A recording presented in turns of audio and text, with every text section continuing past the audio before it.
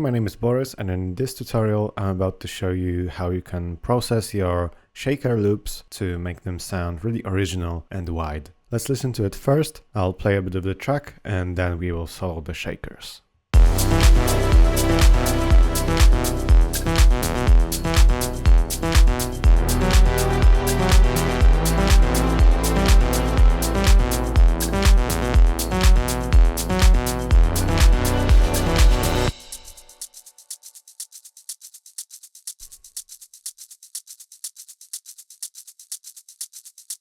Before we get into the details, if you like what we are doing on this channel, consider subscribing for more Ableton Live tips like this one, and make sure to check the description for the brand new sample pack that was used to create this track, which is called Deep Premium Volume 6 Deep and Organic. It consists of over 1,000 drum loops and one-shots, and we've created it with some amazing producers, so it's definitely worth checking out. So these are the samples that we used to create these shakers. And you will find it in Deep Premium Volume 6 Loops, Shaker Loops. These are not all the shaker loops, we have a bunch of other ones. There's a really wide selection. Let me show you how it works. So in the track, it was done with the drum rack. So we've placed both of these samples on separate slots and we're playing them simultaneously and adding some very interesting processing. But in order to explain it a little bit better and a bit more visually, I can show you this group which does exactly the same thing, but just on an audio track. So let's first of all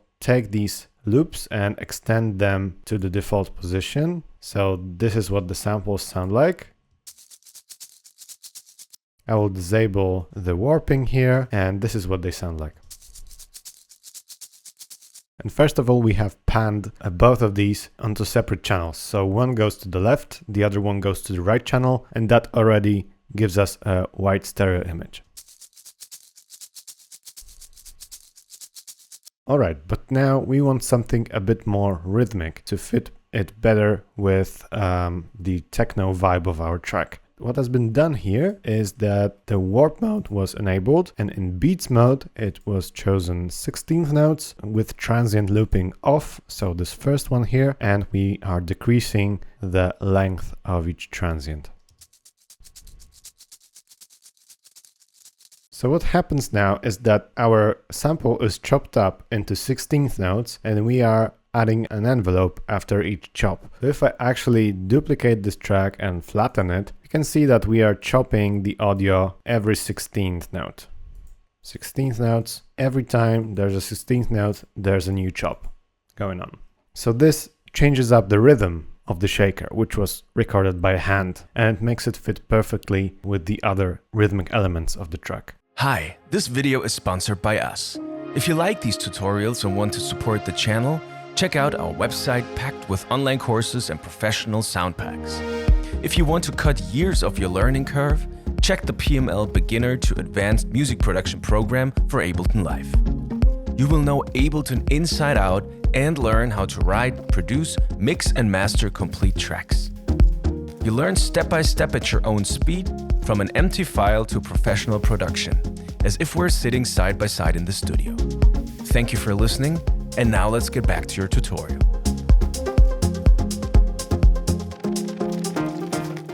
So let's disable this one, and we are using an envelope of over 30 here, and the same with this one, and we are panning them to both directions, and this is what it sounds like. And let's enable the warping as well here, beats mode, looping off, and 16th notes, and let's also go above 30. What I like out of all of this is the first fragment. So we can actually duplicate this one over the entire bar. Okay, so here's what it sounds like now. It should be much more consistent rhythmically. So that's what's going on here. We could do it this way.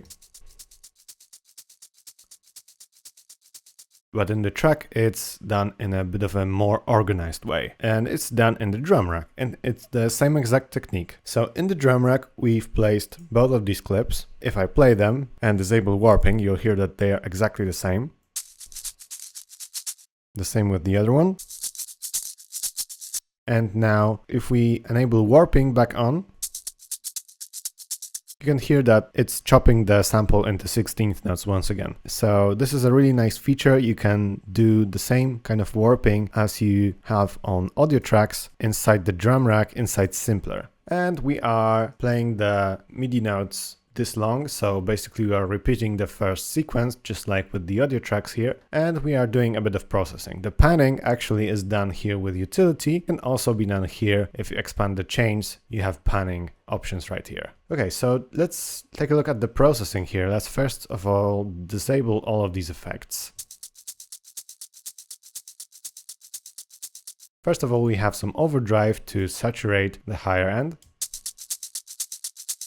It sounds now more pronounced, a bit grittier, and we have EQ to completely remove the low end and slightly add a bit of resonance with a low pass curve as well over here. So that's EQ cleanup, and we have a volume pump. So there's the shaper audio effect as well as the utility, which is linked, and this is basically sidechain compression, but just done in a bit of a smarter way. I've created an audio track and now I want to freeze this one. And if I alt drag this clip, you can see that we have a brand new shaker pattern, which actually has the loudest hit when the open hi-hat plays.